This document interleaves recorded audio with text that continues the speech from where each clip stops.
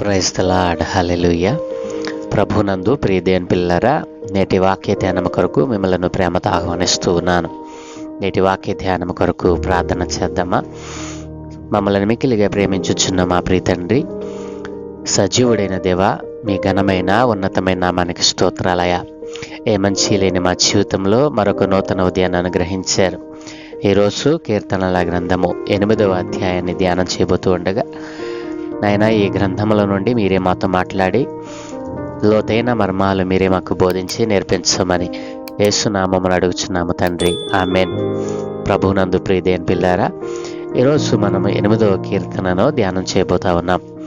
8వ కీర్తన మొదటి వచనం నుండి మరి దేవుని లేఖనాన్ని చదువుకుందాం. ప్రధాన గాయకునికి గీతీత్ రాగము మీద పాడదగినది దావీదు కీర్తన.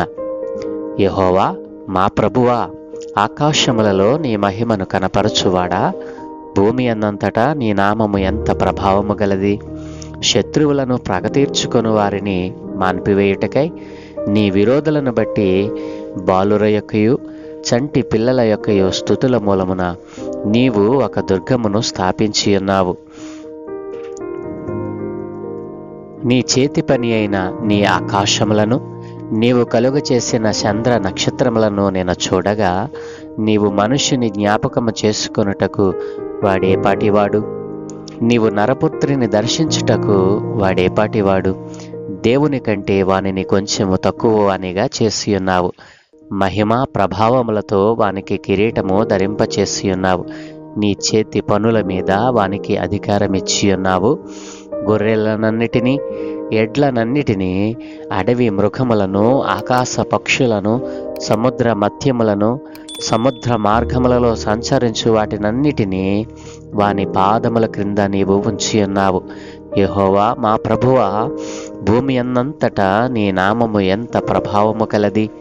ఆమెన్. ప్రభువునందు ప్రియ దేవుని పిల్లారా, చదువుకున్న లేఖన భాగాన్ని మనం పరిశీలన చేసినట్లయితే, ఈ కీర్తన కూడా దావీదు రాసినటువంటి కీర్తనగా, మరి ఈ కీర్తన గీతీత్ అనేటువంటి ఒక రాగము, గీతీత్ అనేటువంటి రాగమును బట్టి, మరి గీతీత్ రాగము అని అంటే ప్రస్తుత కాలంలో అనేక రాగాలు మనం చూస్తూ ఉన్నాం. మరి ఆనాటి దినాలలో మరి దేవుని యొక్క మరి గానమును చేయాలంటే ఆనాటి మరి యూదుల యొక్క రాగాలలో మన పరిశీలన చేస్తే గీతీత్ రాగం అనేటువంటిది ఒకటి. ప్రియదేవుని పిల్లలారా, ఇదే 8వ కీర్తనలో ఉన్నటువంటి గీతీత్ రాగము 81వ కీర్తనలోను 84వ కీర్తనలోను ఈ గీతీత్ రాగము మనకు కనపడుతుంది. ప్రధాన గాయకునికి దావీదు రాసి గీతీత్ అనేటువంటి రాగము మీద వ్రాసి మరి ప్రధాన గాయకునికి అప్పగించినటువంటి కీర్తన. ప్రియదేవుని పిల్లలక వివరాలకు వెళితే, మరి మొదటి వచనం నుండి మనం దేవుని యొక్క లేఖనాన్ని వచనం వెంబడి వచనాన్ని ధ్యానం చేసినట్లయితే, యెహోవా మా ప్రభువా, ఆకాశములలో నీ మహిమను కనపరచువాడా, భూమి అందంతటా నీ నామము ఎంత ప్రభావము కలది. ప్రియదేవుని పిల్లారా, యెహోవా అంటే అది ఆయన యొక్క గుణ స్వభావాన్ని తెలియచేస్తూ ఉంది. యెహోవా అంటే సర్వశక్తి కలిగిన దేవుడు, తనకు తానుగా ఉన్నవాడు. ఆయనను సృజించిన వారు ఎవరునూ లేరు. ఆయన తనకు తానుగా ఉన్నవాడు. మరి ఆకాశ మహాకాశములకు పైన ఉన్నటువంటి దేవుడు. ఆయన నామము ఎంత ప్రభావము కలది. ఆయన నామము ద్వారానే ఈ రోజున ఈ ప్రపంచంలోని జీవరాశులన్నీ చలించి మనగలుగుతూ ఉన్నాయి.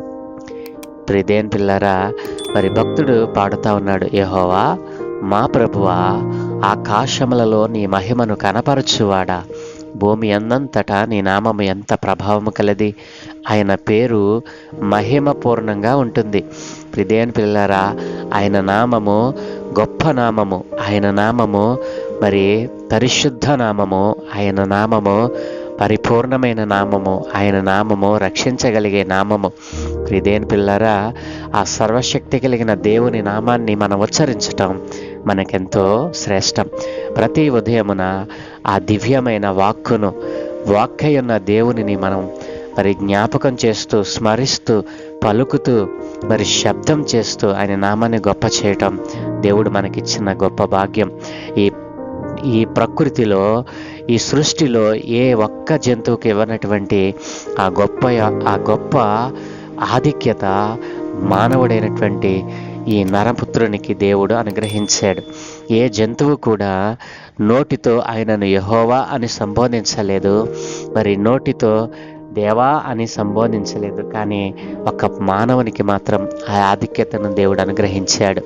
రెండవ మాట, శత్రువులను పగ తీర్చుకుని వారిని మాన్పివేయుటకై నీ విరోధులను బట్టి బాలుర యొక్కయు చంటి పిల్లల యొక్కయు స్తుతుల మూలమున నీవు ఒక దుర్గమును స్థాపించి ఉన్నావు. ప్రియదేని పిల్లరా, ఈ 8వ కీర్తన మరి దీనిలో రాయబడినటువంటి మాటలు మరి కొత్త నిబంధన గ్రంథంలో 3 సార్లు భక్తులు ప్రస్తావించినట్లుగా సర్వోన్నతుడైన దేవుని కుమారుడైన యేసుక్రీస్తు ప్రభుల వారు మరి ఆయన ఈ భూమి మీద సువార్త ప్రకటిస్తూ ఉన్నప్పుడు ఈ 8వ కీర్తనలో రాయబడిన లేఖనాలను ఎత్తి చూపారు.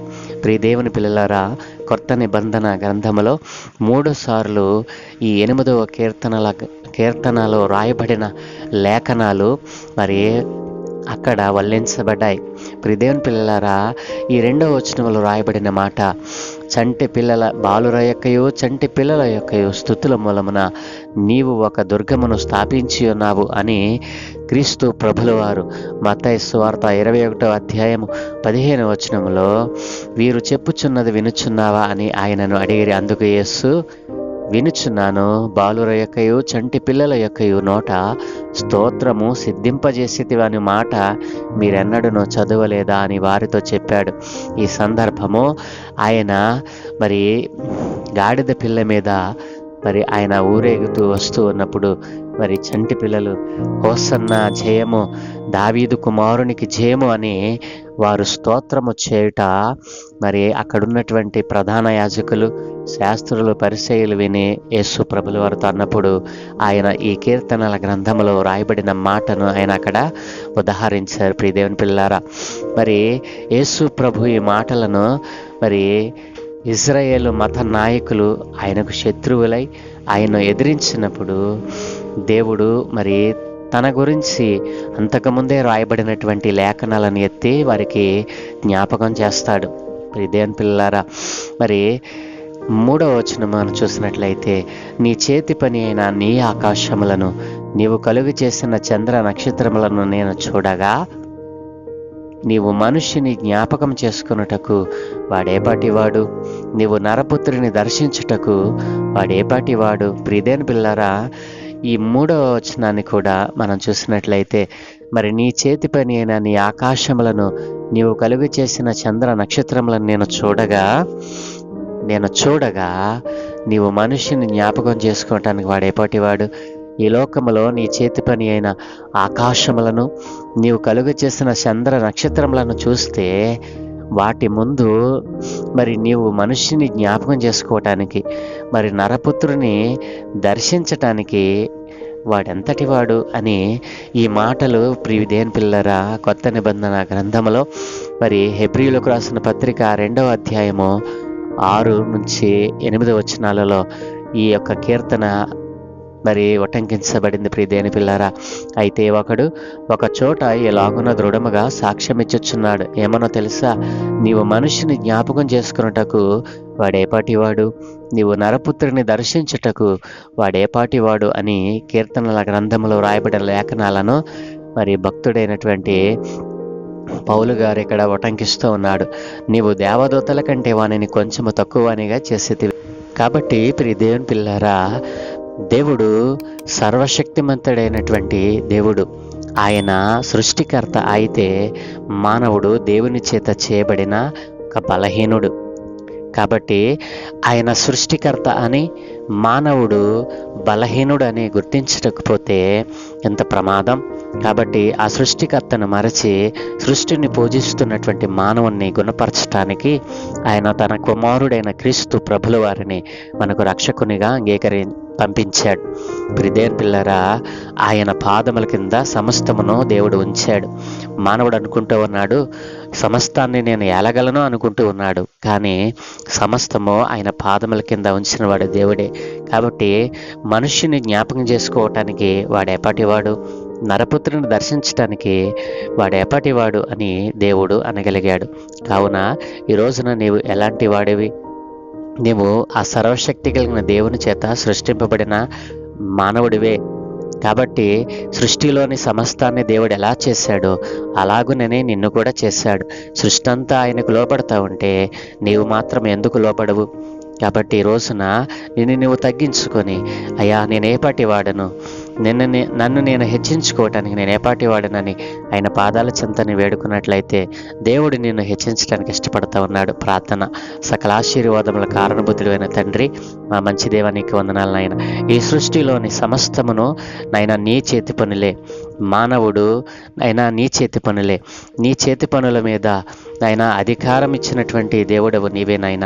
అయితే మానవుడు తను తాను హెచ్చించుకొని నీకు విరోధముగా లేస్తూ ఉండగా వారిని నీవు గద్దించమని, నీవు సృష్టికర్తవని, మేము కేవలము నీ చేతి పని అయిన ఒక బలహీనమైన ఘటమని గుర్తెరిగి మానవుడు నీ యందు విశ్వాసం ఉంచే భాగ్యం అనుగ్రహించమని ఈరోజు ఆయన మేము చే పనులంటి మీద కనుదృష్టి ఉంచి మీ దూతల కాపుదలను గ్రహించి మీరే మహిం పొందుకోమని యేసు ప్రభుల